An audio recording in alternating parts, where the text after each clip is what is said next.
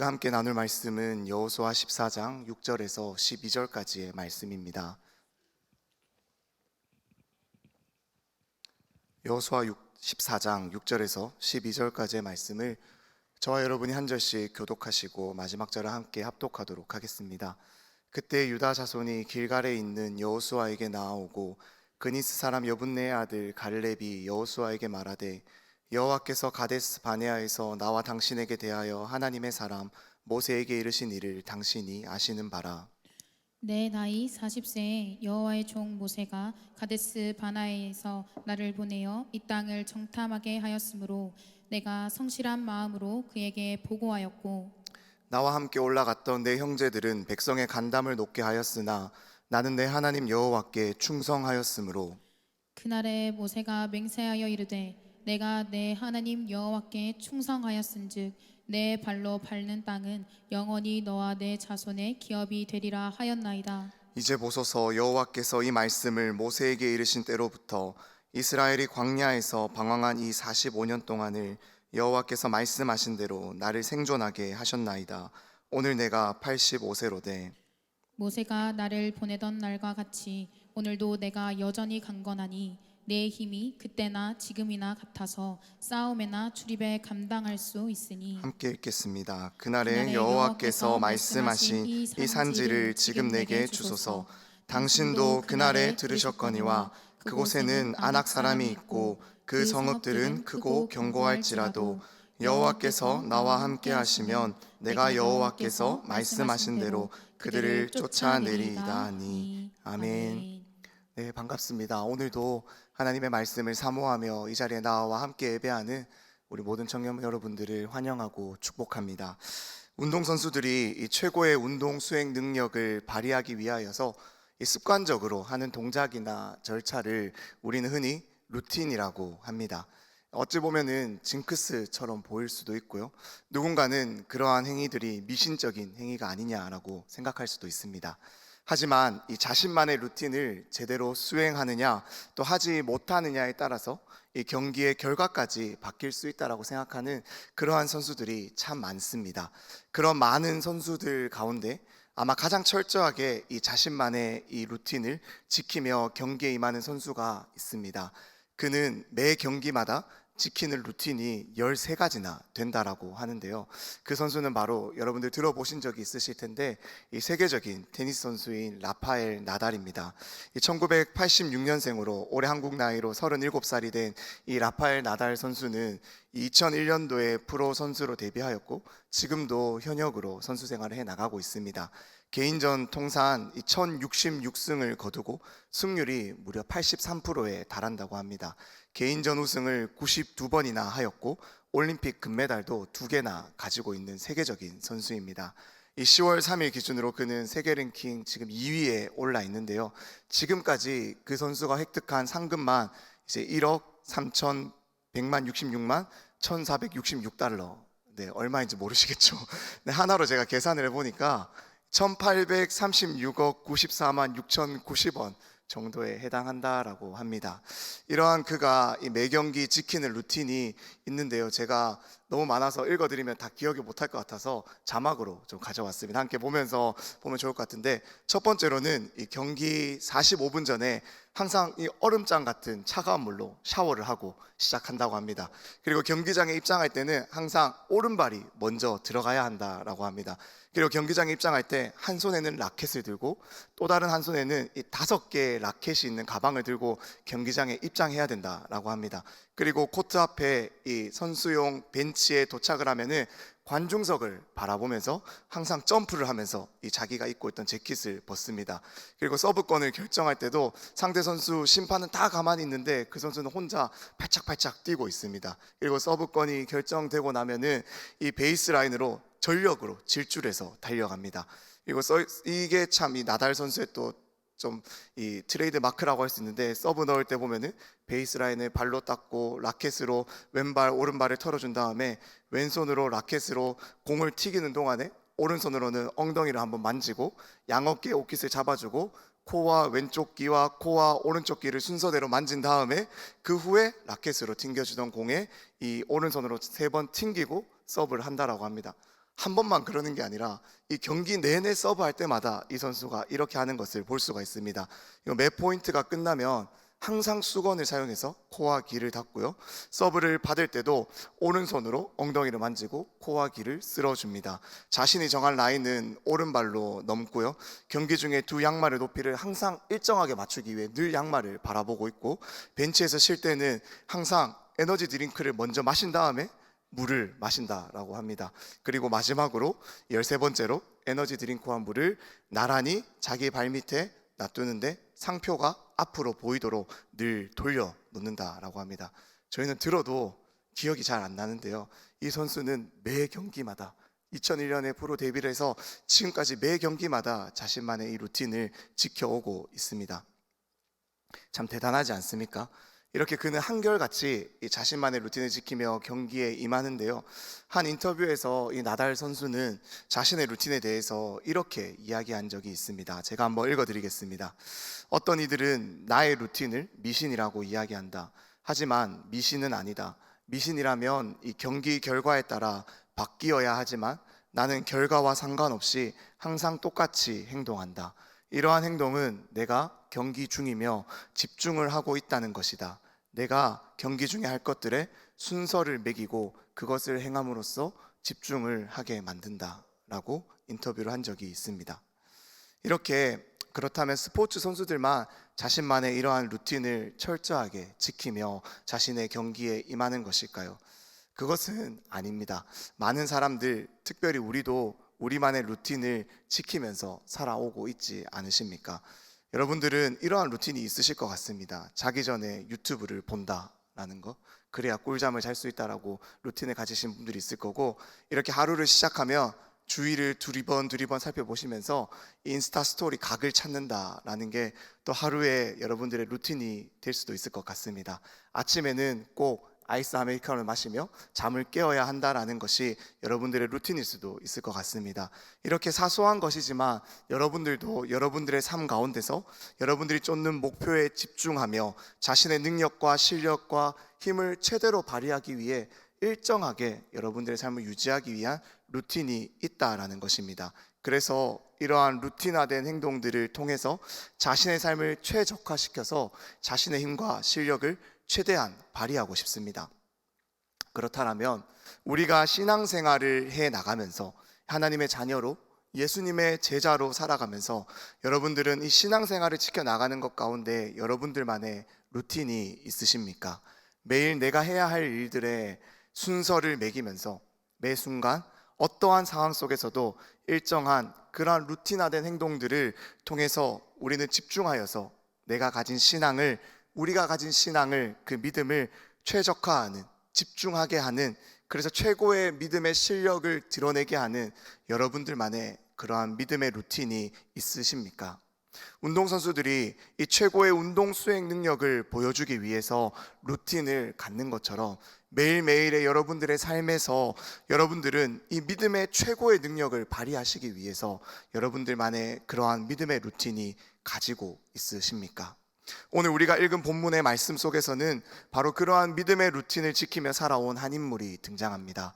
그가 이 자신만의 이 믿음의 루틴을 지켜온 세월은 무려 45년이 넘었습니다.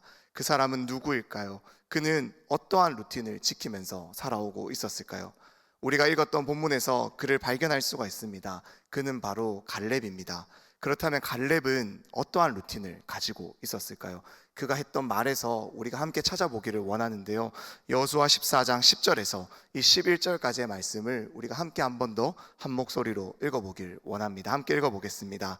이제 보소서, 여호와께서 이 말씀을 모세에게 이르신 때로부터 이스라엘이 광야에서 방황한 이 45년 동안을 여호와께서 말씀하신 대로 나를 생존하게 하셨나이다. 오늘 내가 85세로 돼 모세가 나를 보내던 날과 같이 오늘도 내가 여전히 강건하니 내 힘이 그때나 지금이나 같아서 싸움에나 출입에 감당할 수 있으니. 아멘. 갈렙의 루틴이 무엇입니까? 오늘 그의 말에서 우리는 무엇이 그의 루틴임을 알 수가 있습니까? 그는 무려 45년 전이나 지금이나 여전히 강건하여서 자신의 힘이 이 40세였을 때나 지금이나 85세가 된 지금이나 여전히 같아서 싸움에, 다시 말하면 전쟁을 감당할 수 있는 충분한 힘이 있다라고 이야기하고 있습니다. 갈렙은 지금 85세가 된 노인입니다.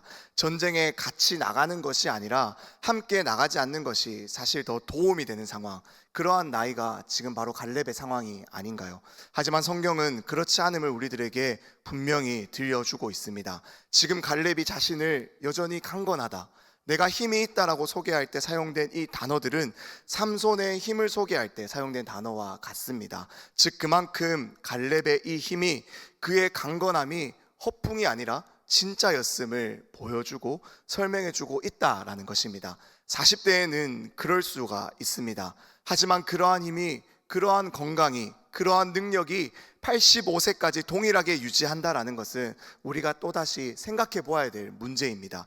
이것은 하루 이틀 단순히 반짝 운동하고 몸에 좋은 것을 한 달 정도 먹는다라고 해서 길러지는, 다시 생겨나는 그러한 힘이, 그러한 문제가 아니다라는 것입니다. 아마 직장인 여러분들은 공감을 하실 수도 있으실 텐데요, 우리가 2년에 한 번씩 건강검진을 정기적으로 받으러 가지 않으십니까?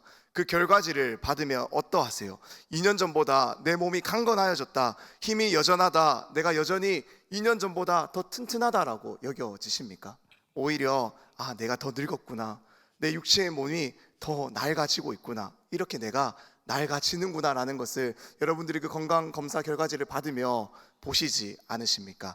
그렇기에 지금 이 갈렙이 자신의 힘을, 그 강건함을 45년이나 지켜왔다라는 것은 그가 자신의 삶 가운데서 철저하게 이 자신의 삶을 훈련해 왔음을, 그 힘을 유지하기 위해서 언제가 되었든지 간에 자신의 그 힘을 최적으로 발휘하기 위해서 늘 루틴화된 그러한 삶을 살아왔다라고 우리는 볼 수가 있습니다. 그렇다면 갈렙은 왜 이렇게 철저하게 자신의 삶을 루틴화하여서 자신의 힘을, 그 강건함을 유지하면서 살아왔던 것일까요? 그것을 살펴보기 위해서는 우리가 오늘 본문의 배경이 되는 이 여호수아 13장의 말씀을 잠시 함께 살펴보기를 원합니다. 우리 13장 1절 말씀 제가 한번 읽어드리겠습니다. 여호수아가 나이가 많아 늙음에 여호와께서 그에게 이르시되 너는 나이가 많아 늙었고 얻을 땅이 매우 많이 남아있도다. 7절 말씀입니다. 너는 이 땅을 9지파와 므낫세 반지파에게 나누어 기업이 되게 하라 하셨더라. 모세에 이어 이 이스라엘의 지도자가 되었던 여호수아는 하나님의 말씀에 순종하며 강하고 담대하며 두려워하지 않고 하나님께서 약속하여 주신 이 땅, 이 가나안 땅으로 그 땅을 정복하기 위해서 이스라엘 백성들을 이끌고 이 땅에 들어왔습니다. 그리고 그들을 이끌고 하나님께서 약속하여 주신 이 땅을 차례차례 점령해 나가기 시작했습니다. 하지만 그러했던 여호수아도 늙었고, 그럼에도 아직 그가 얻어야 할 땅은, 정복해야 할 땅은 많이 남아 있었습니다. 이러한 상황 가운데서 하나님은 여호수아에게 명령을 내리시는 것입니다.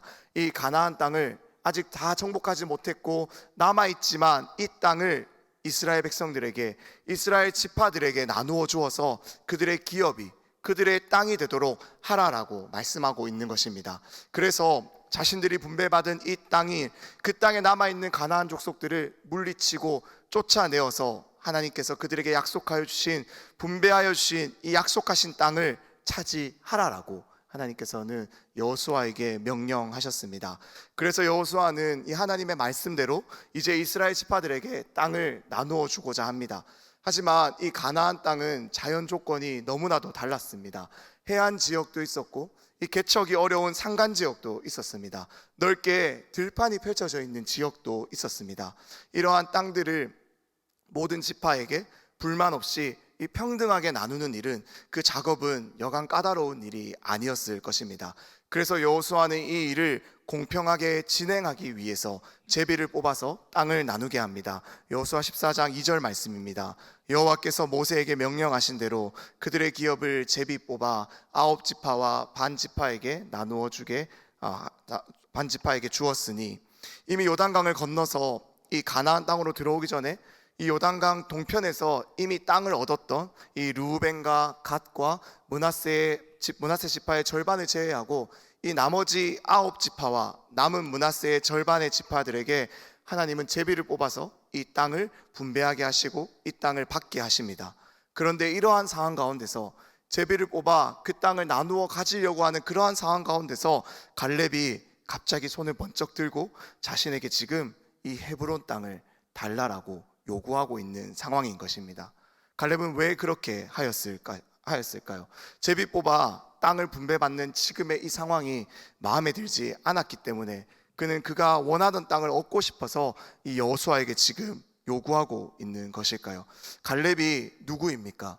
여호수아와 함께 유일하게 이 광야의 1세대로서 살아서 하나님이 약속하신 이 가나안 땅에 들어온 인물이 아닌가요? 여호수아와 함께 그 가나안 땅을 미리 정탐하고 돌아와서 믿음으로 보고를 하였던 인물이 바로 갈렙입니다.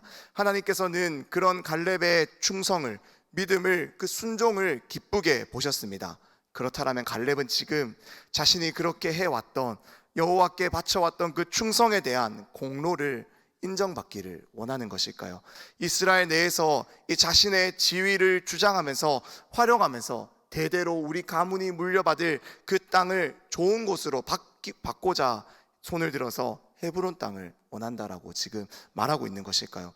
우리가 얼핏 이 말씀을 읽어보고 지나간다라면 갈렙의 모습을 그렇게만 생각하고 넘어갈 수도 있습니다. 하지만 그가 받기를 원했던 이 헤브론 땅, 여호수아에게 자신이 그 땅으로 들어가게 해달라고 허락하고 있는 그 헤브론 땅이 우리가 어떠한 땅인지를 알게 된다면 우리는 이 갈렙의 요구가, 이 갈렙의 주장이 결코 자신의 욕심이 아니었음을, 자신의 공로를 주장하고 이 자신의 지위를 활용하고 있는 것이 아니었음을 알게 됩니다. 함께 우리 오늘의 본문의 말씀 12절의 말씀을 한 목소리로 읽어보길 원합니다. 12절입니다. 그날에 여호와께서 말씀하신 이 산지를 지금 내게 주소서. 당신도 그날에 들으셨거니와 그곳에는 아낙 사람이 있고 그 성읍들은 크고 견고할지라도 여호와께서 나와 함께 하시면 내가 여호와께서 말씀하신 대로 그들을 쫓아내리이다 하니. 아멘. 사실 지금 갈렙이 요구하고 있는 이 헤브론 땅은 그가 표현하고 있는 것처럼 산지였고 굉장히 척박한 땅이었습니다. 그리고 그곳은 이스라엘 백성들에게 있어서 떠올리기 싫은 이 조상들의 실패가 기억되는 땅이었습니다. 바로 이 민수기 13장에서 이 14장에 기록된 내용으로 하나님께서는 그들의 조상들에게 이 가나안의 땅이, 내가 너희에게 약속으로 주기를 원하는 이 땅이 얼마나 비옥하고 아름다운 땅인지, 젖과 꿀이 흐르는 땅인지를 보여주기 위해서 이 지파별로 한 명씩 12명의 정탐꾼을 보내어서 그 땅을 보게 했던 곳이 바로 이 헤브론 땅, 헤브론 산지였습니다. 하지만 정탐꾼들의 보고는 어떠하였습니까? 우리가 잘 알고 있습니다. 민수기 13장 31절에서 33절의 말씀입니다. 그와 함께 올라갔던 사람들은 이르되 우리는 능히 올라가서 그 백성을 치지 못하리라. 그들은 우리보다 강하니라 하고 이스라엘 자손 앞에서 그 정탐한 땅을 악평하여 이르되 우리가 두루 다니며 정탐한 땅은 그 거주민을 삼키는 땅이요 거기서 본 모든 백성은 신장이 장대한 자들이며 거기서 네피림 후손인 아낙 자손의 거인들을 보았나니 우리는 스스로 보기에도 메뚜기 같으니 그들이 보기에도 그와 같았을 것이니라. 정탐꾼들은 그곳에 살고 있었던 이 거대한 아낙 자손들, 이 거인들을 보고 겁에 질려 돌아왔습니다. 아무리 좋은 땅이면, 젖과 꿀이 흐르는 땅이면 뭐하냐라는 것입니다. 들어갈 수 없는 땅, 차지할 수 없는 땅, 이겨서 얻어낼 수 없는 땅, 계란으로 바위치는 격으로 우리는 그들에게 메뚜기와 같이 작고 연약하고 하찮은 존재들로서 그들과 맞붙으면 죽게 될 것이라고, 그 땅에 들어갈 수 없다라고 불평하였던 땅이 바로 헤브론 땅이었습니다. 그래서 그 결과가 어떠합니까? 그들이 정탐한 이 40일, 그 하루를 1년으로 계산하여서 하나님은 이스라엘 백성들이 40년의 광야길을 돌게 하십니다. 민수기 14장 33절의 말씀입니다. 너희의 자녀들은 너희 반역한 죄를 지고 너희의 시체가 광야에서 소멸되기까지 40년을 광야에서 방황하는 자가 되리라. 너희는 그 땅을 정탐한 날 수인 40일의 하루를 1년으로 쳐서 그 40년간 너희의 죄악을 담당할지니 너희는 그제서야 내가 싫어하면 어떻게 되는지를 알리라 하셨다 하라.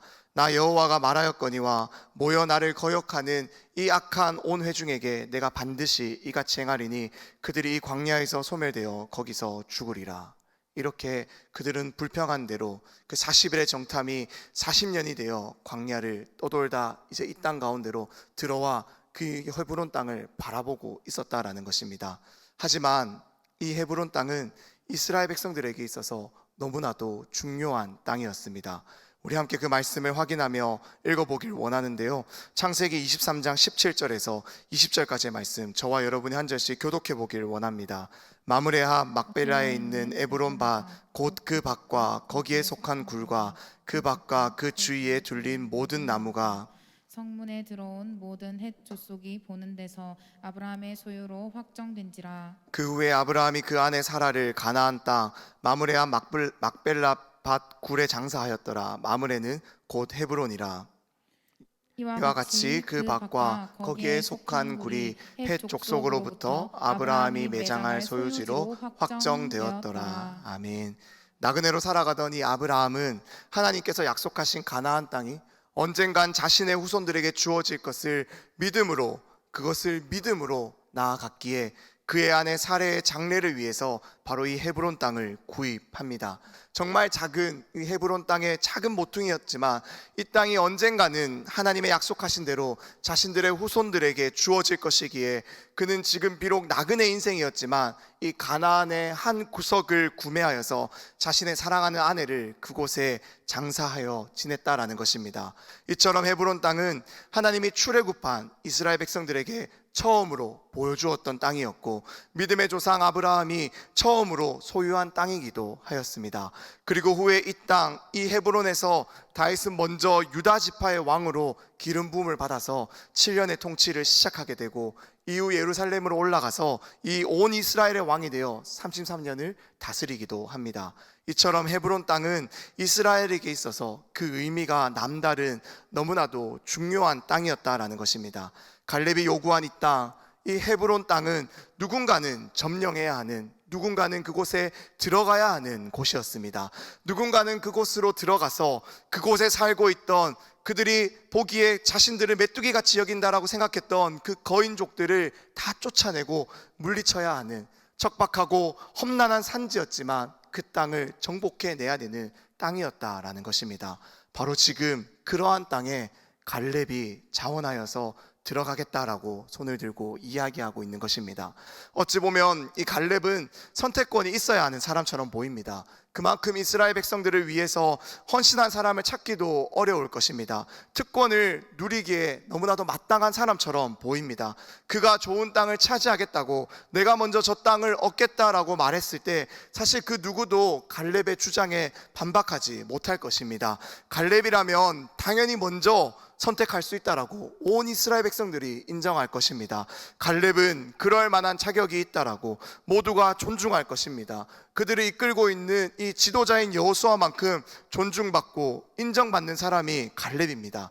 하지만 그는 그렇게 하지 않았습니다. 자신의 지위와 자신의 위치를 주장하면서 그에 마땅한 합당한 대우를 그가 요구하지 않았습니다. 오히려 그는 험지로 들어가겠다고, 아무도 들어가려 하지 않는 그 땅에 이스라엘 백성들에게는 이 트라우마처럼 남아서 너무 아픈 기억으로 남아있는 그 땅으로, 하지만 우리에게 너무나도 중요한 그 땅으로 내가 들어가겠다라고 간절히 원하며 자원하고 있다라는 것입니다. 자신은 그 땅으로 들어가기 위해 이미 85세나 되었지만 나는 지금 너무나도 그 땅으로 들어갈 준비가 되어 있다라고, 나는 여전히 강건하다고, 나는 여전히 40세에 내가 그 땅에 정탐하러 들어가서 그 땅을 처음 보고 왔을 때와 나는 여전히 같다라고, 나는 여전히 그 땅에 들어가기에 충분하다라고 주장하며 내가 그 땅에 들어가겠다라고 요구하고 있는 것입니다. 도대체 무엇이 갈렙을 이렇게 주저없이 헤브론 땅을 향해서 나아갈 수 있도록 그를 이끌고 있는 것일까요?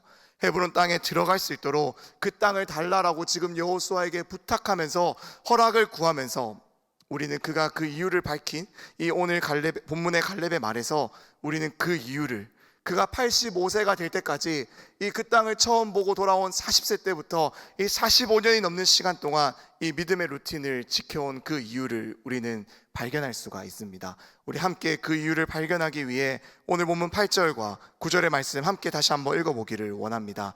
8절 말씀입니다. 나와 함께 올라갔던 내 형제들은 백성의 간담을 높게 하였으나 나는 내 하나님 여호와께 충성하였으므로 그날에 모세가 맹세하여 이르되 내가 내 하나님 여호와께 충성하였은즉 내 발로 밟는 땅은 영원히 너와 내 자손의 기업이 되리라 하였나이다. 아멘. 오늘 그 이유를, 그가 어떻게 45년이나 그 믿음의 루틴을 철저히 지켜가며 여전히 강건하다, 내 힘이 여전하다라고 말할 수 있는 그 이유를 여러분들 함께 읽으며 발견하셨습니까?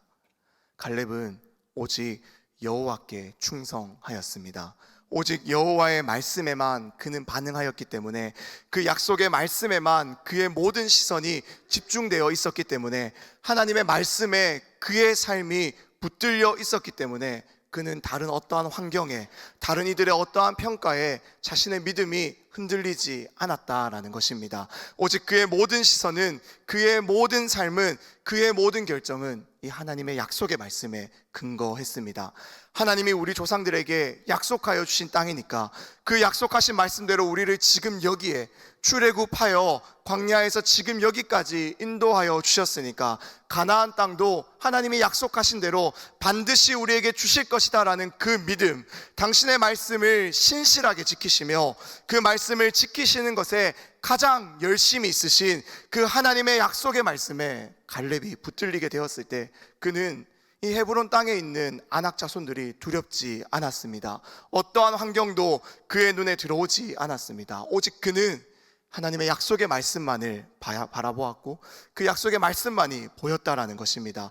그랬기에 갈렙은 자신이 언젠가는 이 가나안 땅에 들어가게 되었을 때, 언젠가는 그 땅으로, 하나님이 분명히 차지하리라 허락하여 주신 그 땅으로, 그 산지로 내가 다시 들어갈 날만을 고대하면서 자신의 삶을 하루하루, 일주일, 한 달, 1년, 45년을 준비해 올 수 있었던 것 아니겠습니까?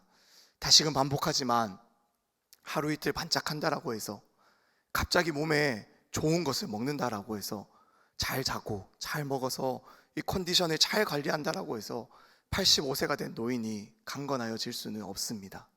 오히려 몸에 그러한 갑작스러운 어떤 행동 때문에 문제가 생기거나 탈이 나면 탈이 날 수가 있는 상황이 아닙니까? 하지만 성경이 무엇이라 우리에게 들려주고 있습니까?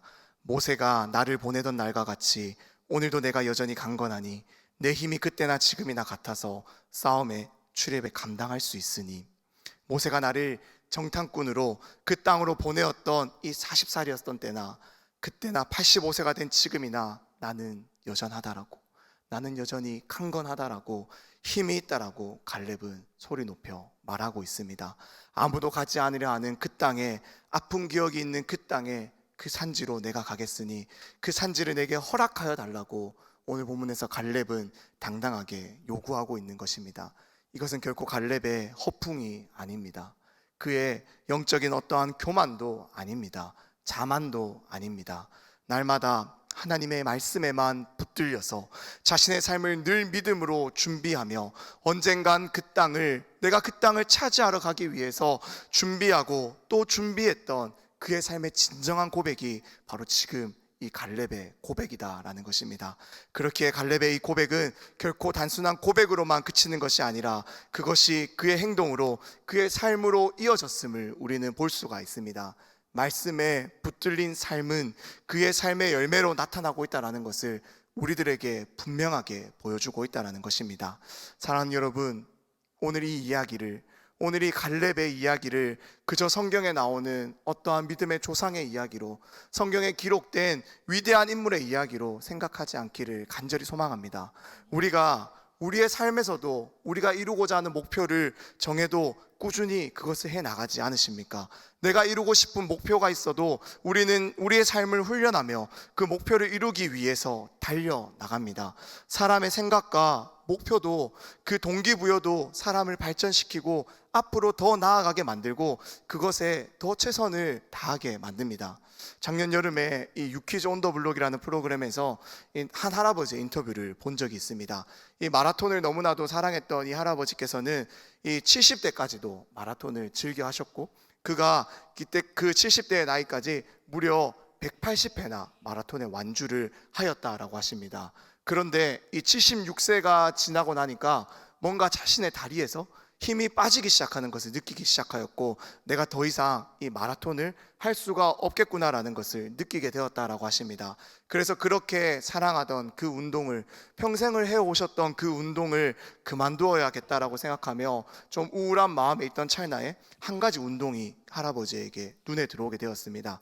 그 운동은 바로 이 플랭크라는 전신 운동이었는데요. 사진을 제가 준비했는데 한번 같이 보여주시고 들으면 좋을 것 같습니다. 이 플랭크라는 이 전신 운동을 이 온몸에 근육이 빠져가고 있던 그에게 너무나도 적절한 운동이라 생각해서 이 운동을 시작하였다라고 합니다. 하지만 처음에는 이 10초도 견디기 힘들었다라고 합니다. 아마 여러분들도 이 운동을 잘 아시기 때문에 쉽지 않다라는 것을 잘 아실 거예요. 그런데 이 할아버지께서는 포기하지 않으셨습니다. 하루에 1초라도, 아니 일주일에 1초라도 내가 늘려보겠다라는 생각으로 달력에다가 손수 몇 초씩 하루하루 했는지 기록해 나가시면서 그 플랭크를 꾸준히 매일매일 빼먹지 않고 해 나가셨다라고 합니다.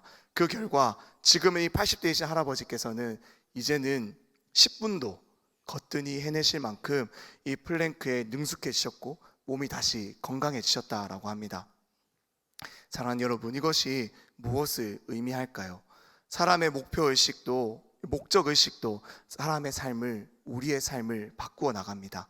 발전시켜 나갑니다. 그 삶의 진보를 가져오게 합니다. 그런데요, 정말로 그렇다면 우리를 살리시는 이 하나님의 말씀에 붙들리고 그 하나님의 말씀에 매인 우리의 삶은 어떠해야 하겠습니까? 갈렙과 같은 삶이 너무나도 당연한 모습이 아닙니까? 우리의 모습이 원래 어떠하였나요?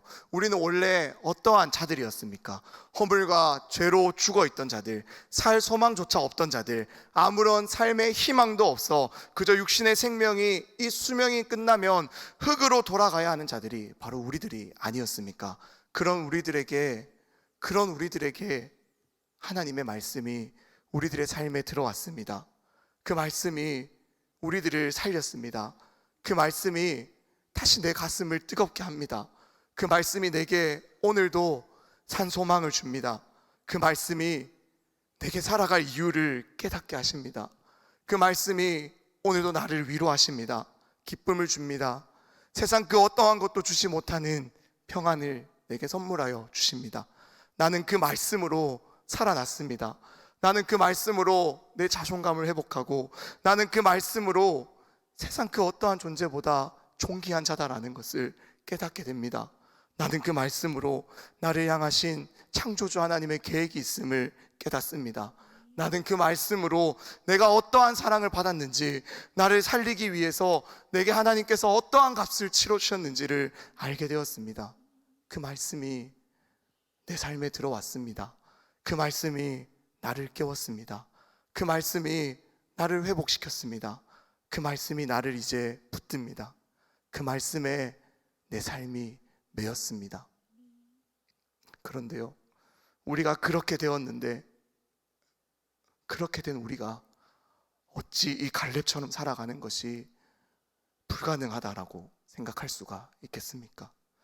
정말로 그의 삶이 특별하기 때문에, 그의 믿음이 대단하기 때문에 그렇다라고 생각하십니까?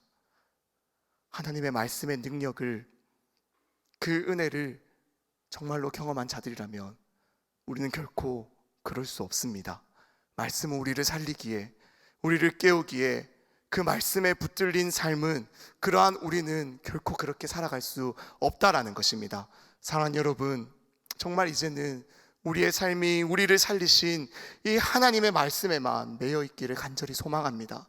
여러분은 정말로 매일의 삶에서 여러분의 신앙의 실력을 최대한으로 발휘하기 위해서, 정말로 그 실력을 발휘하기 위해서 여러분을 살려주신 이 하나님의 말씀에 얼마나 붙들려 있으십니까?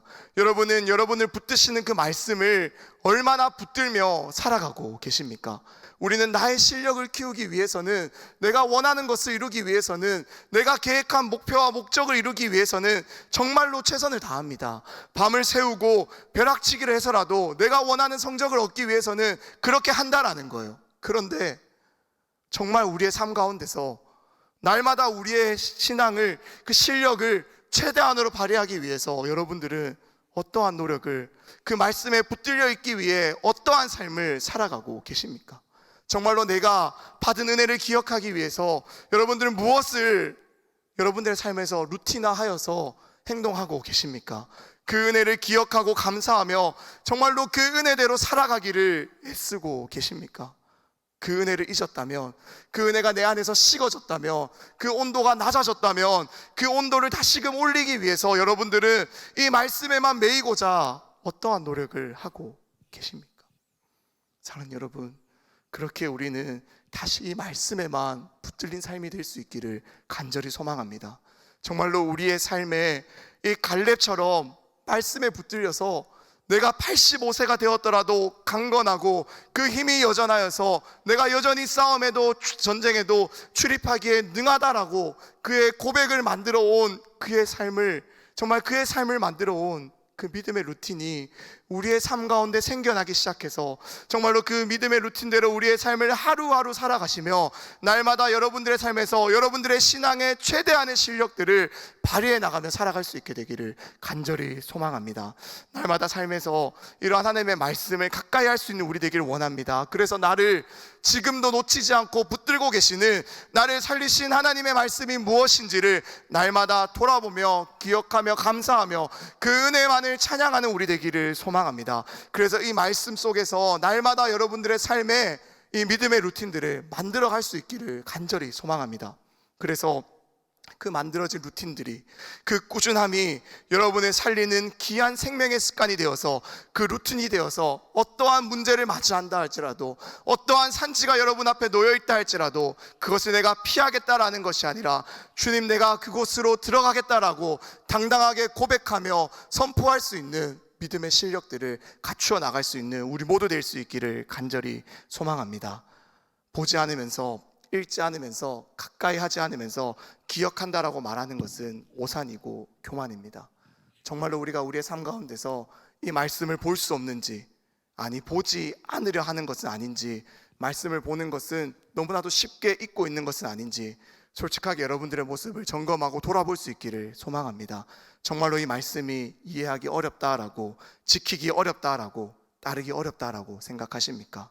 아니면 정말로 우리는 그에 대한 그에 마땅한 노력을 하지 않는 것은 아닐까요? 우리는 더 어려운 공부들도 척척 해냅니다. 내 삶에 정말로 필요한 것이라고 생각되면 어떻게든 우리는 해냅니다. 외국에 있는 원서라도 사서 공부를 하고 유튜브 영상을 통해서라도 배우는 것이 우리들의 모습이 아닙니까? 그런데 정말로 여러분들이 날마다 이 말씀을 붙들고 매이는 것이 너무나도 어려우십니까? 그렇다면 여러분의 이 믿음의 루틴을 만들어 가는데 도와줄 수 있는 공동체를 의지하고 함께 할 수 있기를 소망합니다. 특별히 금요 기도회로, 예배의 자리로 여러분들이 나아오기를 소망합니다. 혼자서는 기도하기가 어려워요. 혼자서는 말씀 보기가 너무나도 힘이 듭니다. 혼자서는 쉽게 포기할 수밖에 없습니다. 멀리 갈 수가 없어요. 혼자 하기 어렵다면 교회의 도움을 받으시길 원합니다. 공동체와 함께 하기를 원합니다. 말씀의 능력을, 기도의 능력을 날마다 내 삶 가운데서 기억하며 그것을 지키며 그 가운데 살아가기를 원하신다며, 그런데 내 힘으로 그것이 되지 않는다라고, 그렇다라면 정말로 도움을 받고 이 자리에 나와서 은혜의 자리에서 정말 간절히 찾고 함께 찾으며 함께 알아갈 수 있는 우리 모두 될 수 있기를 간절히 소망합니다. 나를 살려주셨는데, 나를 회복시켜 주셨는데 우리가 하는 삶의 노력은 정말로 그러한 생명의 얻은 자의 모습이 맞는지 우리 이 시간 진지하게 돌아보시며 정말 함께 도움을 얻어 공동체 안에서 함께 자라가며 함께 이 믿음의 루틴들을 만들어갈 수 있는, 함께 예배하며 함께 모임하며 함께 우리의 믿음의 루틴들을 만들어가자라고 나를 살린, 우리를 살린 이 하나님의 말씀에 다시금 붙들리고 돌아가는 오늘 이 시간 될 수 있기를 소망합니다. 이제 말씀을 마무리하겠습니다. 그래서 우리 정말 이제는 이 험난한 세상을 살아가는 우리의 이 하루하루 가운데서 정말 세상에 사라질 것들을 의지하며 살아가는 것이 아니라 오직 주님만 의지하며 전능하신 주님의 말씀을 따라서 우리의 삶의 걸음을 내딛는, 그래서 이 세상에 무릎 꿇는 것이 아니라 날마다 우리를 살려주신 주님 앞에 무릎 꿇으며 나아갈 수 있는 우리 모두 될 수 있기를 소망합니다. 여러분들이 지금 의지하고 있는 것이 무엇입니까? 무엇에 붙들리고 무엇에 매여 있으십니까? 정말 주님 앞에 다시금 돌아보며 여러분의 삶의 고백으로 우리 함께 찬양하며 이 시간 기도하길 원합니다.